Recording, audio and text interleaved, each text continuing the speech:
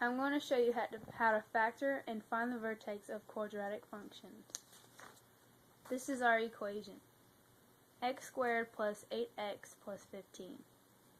First we're going to use the diamond method. Since 8 equals 1, you would do 15 times 1, which is just 15. And then 8 goes right here. You would find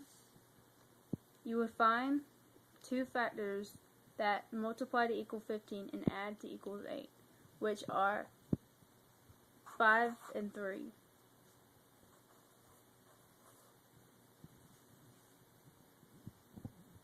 And then you would write it out like this. X squared plus 5x plus 3x plus 15. Then you would put parentheses to make it separate the equation. Since x goes into both of these, you would put x on the outside, and then you would have x right here, x plus 5.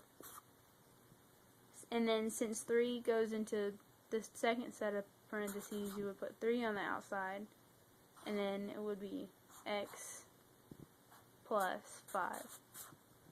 Next you would add x, all the outside, which would be x plus 3 and x plus 5. Now to find the zeros of these two, you would set each one equal to 0.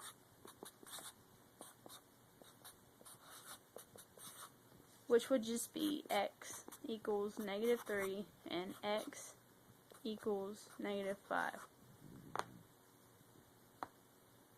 Now, to find the vertex of this,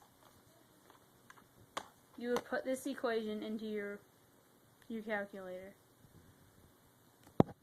You would put it into y equals, see, x squared plus 8x plus 15. You would press second and then trace, go down the minimum, and it should graph it. Your parabola should look like this, and it asks you for a left bound, and move your cursor to where it's on the left side of the parabola.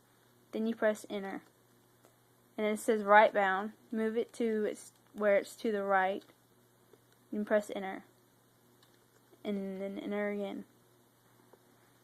And this is your vertex. It is x equals -4 and y equals -1. So if you were to graph it on paper, it should look like this. This is your vertex.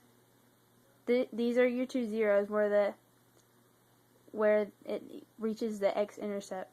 And this line is the axis of symmetry, which is x equals -4. And that's where, if you fold it on that line, the parabola would be the same on each side.